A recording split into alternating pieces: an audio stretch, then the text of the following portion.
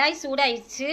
100 gram சிகப்பு அரிசி, இது 2-3 தண்ணி ஊற்றி கழுவி காய வச்சு எடுத்து வச்சுருக்கிறேன். 100 கிராம் கருப்பு உளுந்து, நான் உடச்ச உளுந்து தான் எடுத்துருக்கிறேன். உங்கள் முழு உளுந்து கிடச்சா கூட நீங்கள் எடுத்துக்கோங்க. இதுவும் நல்லா கழுவி காய வச்சது தான். 4 டேபிள் ஸ்பூன் கேழ்வரகு, எல்லாமே நம்ம கழுவி ஏற்கனவே காய வச்சதுனால நான் அப்படியே சுத்தமாக இருக்குது அப்படியே போட்டுறேன். 4 டேபிள் ஸ்பூன் வறுத்த வேர்க்கடலை தோல் நீக்கி தான் போட்டிருக்கிறேன். உங்களுக்கு அப்படியே வேணாலும் போட்டுக்கோங்க. வறுத்த வேர்க்கடலை போட்டாலும் பரவாயில்ல, பச்சை வேர்க்கடலை போட்டாலும் நம்ம ஆல்ரெடி வறுக்க தான் போதும். வெள்ளை உளுந்து, நம்ம இந்த பொருள்லாம் வறுக்கும்போது வறுபட்டுச்சா வறுபடலைன்னு நமக்கு தெரியாது. அதனால் வெள்ளை உளுந்து போட்டால் இது வறுபடும் போது எல்லாமே சேர்ந்து வறுபடும். அதனால் நான் இது போட்டிருக்கிறேன். நட்ஸ் உங்கள்கிட்ட என்னென்ன நட்ஸ் இருக்குதோ எது வேணாலும் போட்டுக்கோங்க.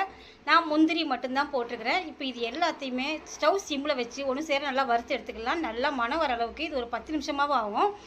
நான் ஏலக்காய் சுக்கு பவுடர் பண்ணி ஆல்ரெடி வச்சுருக்கிறேன். அதனால் சுக்கு நம்ம கடைசியாக போட்டுக்கலாம். ஏலக்காய் மட்டும் இதிலே போட்டு நல்லா வறுத்துக்கலாம்.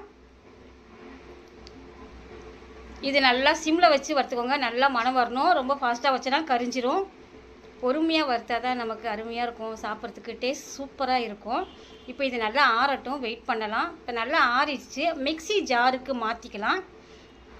மிக்ஸி ஜாருக்கு மாற்றியாச்சு. இதை நைஸாக பவுடர் ஆக்கிக்கலாம். ஒரு 2-3 தடவை கூட நம்ம நைஸாக அரைச்சி ஜலிச்சு அரைச்சிக்கலாம். அந்தளவுக்கு நமக்கு நைஸாக வேணும். இப்போ இது நைஸாக அரைச்சாச்சு. ஒரு பிளேட் அடியில் வச்சு ஜல்லடை வச்சு இப்போ இந்த மாவை கொட்டி நம்ம நல்லா நைஸாக ஜலிச்சிக்கலாம்.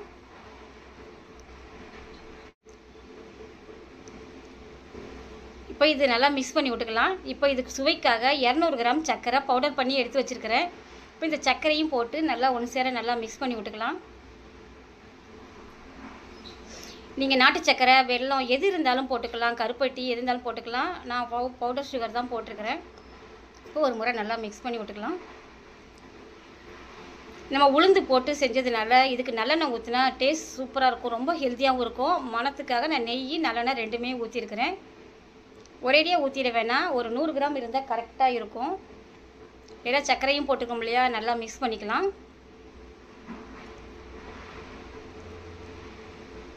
இப்போ ஸ்பூன் வச்சு நல்லா மிக்ஸ் பண்ணியாச்சு. இப்போ கை வச்சு நல்லா ஒரு முறை நல்லா மிக்ஸ் பண்ணி விட்டு சின்னதாக நம்ம உருண்டை பிடிச்சி எடுத்து வச்சுக்கலாம்.